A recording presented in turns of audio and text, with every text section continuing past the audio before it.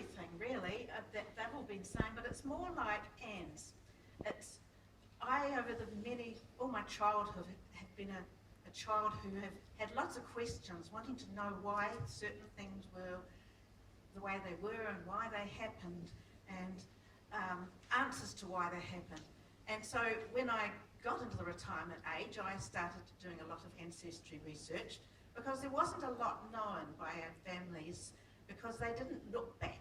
Our parents never looked back, never asked the questions, and it sort of got a bit late to find out about things. So Ancestry.com became one of my very keen interests. And in the process, I discovered so much about my family I didn't know about. And so as for the fortune seekers, I knew my grandmother on my dad's side had been born at Colville, Victoria. And that's all we knew. Nobody knew what her father had done in Australia. Nobody knew when they immigrated and why they immigrated. And I just had to get these answers. So a couple of my cousins had also done a bit of ancestry research. So between us, we swapped notes on our different websites. And I discovered that this family had come back out from Wales. Well, about 4 years ago, Trevor and I took a trip to Wales in England, and we went to the area where the story starts in Wales, which is called Nevern. It's in the Pembrokeshire County. And so we went to the same town, we went to the graveyards, I saw the surnames, and I saw what it was like to live there. And then the question was, why did he move? Why did this young man called Dan move? So some of the information I got might have been why he moved. And then there's the other side of the story, the fortune seekers, is Charlotte. So we've got Dan and we've got Charlotte. Now Charlotte I discovered, was born in England, in Essex in England, and her family had immigrated too. And my question again was, why did they immigrate? Because nobody knew.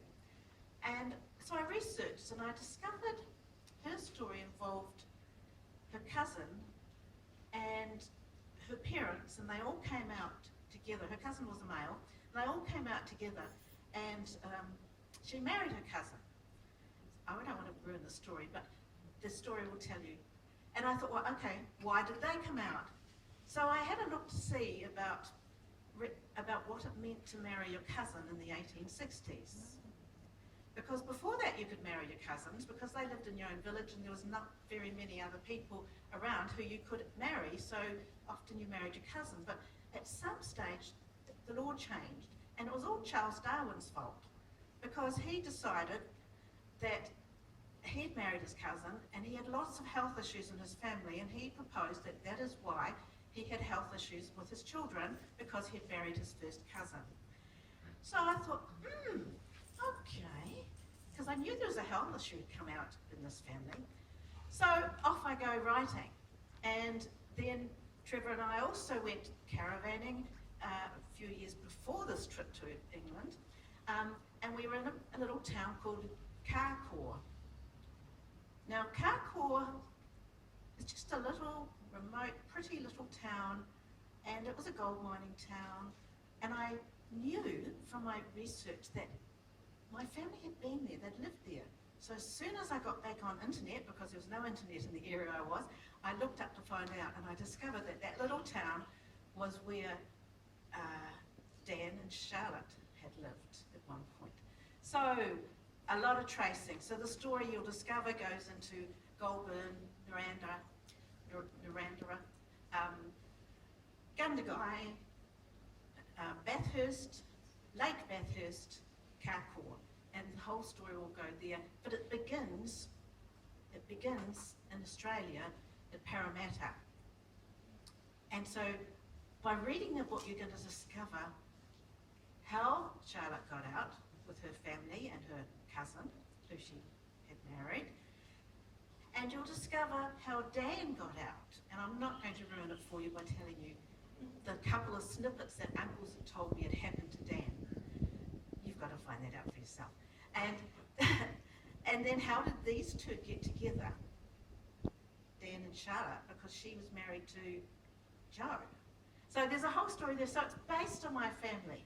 It's truth, but it's fictitious because I have living people in my family who don't want their names and everything to go there. So the surnames have changed totally.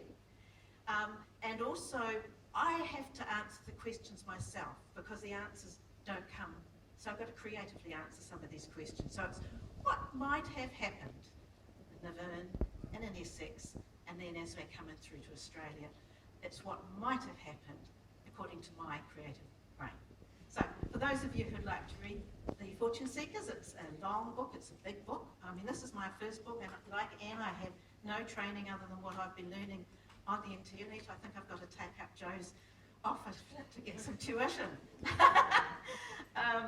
But anyhow, it's been an obsession that I've absolutely loved over these last 4 years, I suppose, a year and a half writing it and a year to get to the publishing stage this year, and all before that, and where Trevor's had to prepare meals and make breakfast and make dinner and make tea and empty the compost and all the things, because I'm saying, I can't stop now because I'm right into it.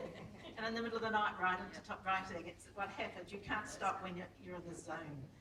There is a sequel coming out, which will, it's only in format at the moment. It's another year away, but it will be coming out later on.